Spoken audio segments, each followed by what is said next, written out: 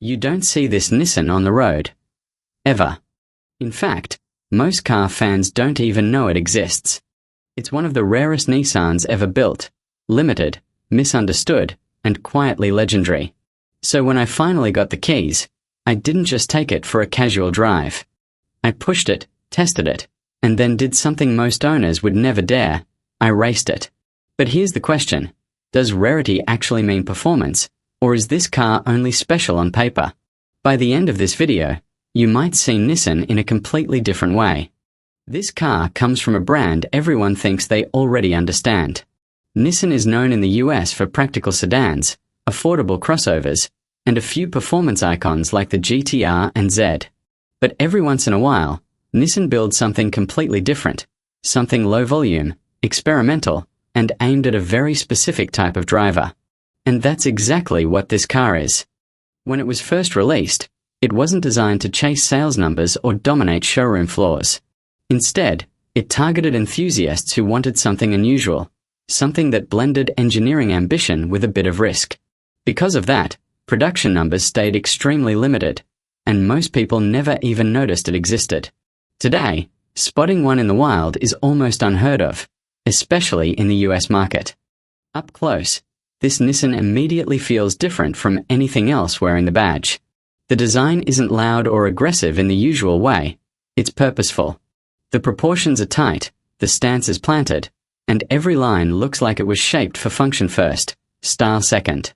From the driver's seat, visibility is surprisingly good, and the car feels smaller and more connected than most modern performance cars you see today. Inside, it's clear this wasn't built to impress with massive screens or flashy ambient lighting. Instead, everything is driver-focused. The seating position is low, the steering wheel feels perfectly sized, and the controls are laid out in a way that makes sense the moment you sit down. Materials aren't luxury car fancy, but they feel honest and well put together, exactly what you'd expect from a car built with performance in mind rather than showroom appeal. Once you start driving, the personality really comes alive. Throttle response is sharp, and the car reacts instantly to small inputs. There's a rawness here that's missing from many newer cars. You can feel the road through the steering, the chassis talks back when you push it into corners, and the balance feels carefully tuned rather than overly assisted. This is the kind of car that rewards confident driving but still keeps you aware when you're nearing its limits. Performance-wise, this Nissan isn't about chasing the biggest numbers. Instead, it delivers usable power that feels engaging on real roads.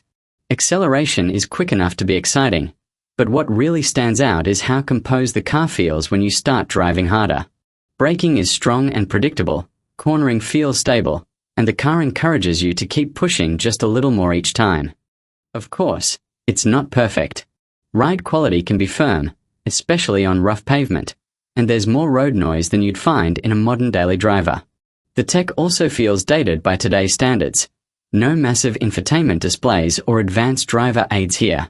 But for some drivers, that's actually part of the appeal. It feels mechanical, focused, and refreshingly simple. This is the moment where the story changes. Up until now, this Nissan has been interesting, rare, and surprisingly capable. But lining it up for a real race is where expectations get tested. As soon as the light drops, the car launches harder than you'd expect. There's no drama, no hesitation, just clean traction and instant response. Within seconds, it's clear this isn't just a collector's piece pretending to be sporty. As speeds climb, the balance becomes the real star. The chassis stays composed, the steering remains precise, and the car never feels overwhelmed, even when pushed beyond what most owners would ever try. Against newer, more powerful machines, it shouldn't feel competitive, but somehow, it does. Not because it's faster on paper, but because it delivers confidence exactly when it matters most. The biggest surprise isn't the acceleration or top speed, it's consistency. Run after run, the car performs the same way, without overheating, without feeling strained. That's the kind of engineering you don't see very often anymore. And in that moment, the narrative flips. This isn't a rare Nissan that happens to be fun. It's a genuinely capable performance car that just happens to be rare. But that realization comes with a twist. The very things that make this car special, its rawness, its simplicity, Its focused nature also limit it. It's louder, firmer, and far less forgiving than modern alternatives. There's no hiding behind advanced electronics or comfort-focused tuning here. You're either engaged, or you're overwhelmed. And that's where the real question hits. Is this Nissan a hidden performance hero that deserves more recognition? Or is it a brilliant but flawed machine that only a certain kind of driver will truly appreciate? Because the answer to that question will decide whether this car is a dream purchase, or a regret waiting to happen. And that brings us to the verdict. So here's the truth about this rare Nissan. It isn't perfect, and it was never meant to be. What it offers instead is something that's becoming incredibly hard to find in today's US market. A focused, mechanical driving experience that puts the driver first. It trades comfort, flashy tech, and mass appeal for feedback, balance, and character. The biggest strengths are clear. The driving feel is raw and engaging, the chassis balance is confidence-inspiring, and the performance delivers far more excitement than the numbers suggest. It feels special every time you get behind the wheel, not because it's fast on paper, but because it makes you feel connected. On the flip side, the drawbacks matter. The ride is firm, cabin noise is noticeable, and the technology feels dated compared to modern performance cars. This is not a daily commuter for everyone. That's why this car isn't for casual buyers. It's for enthusiasts who value driving feel over convenience, for collectors who want something genuinely uncommon, and for drivers who appreciate cars from an era before everything became filtered and automated.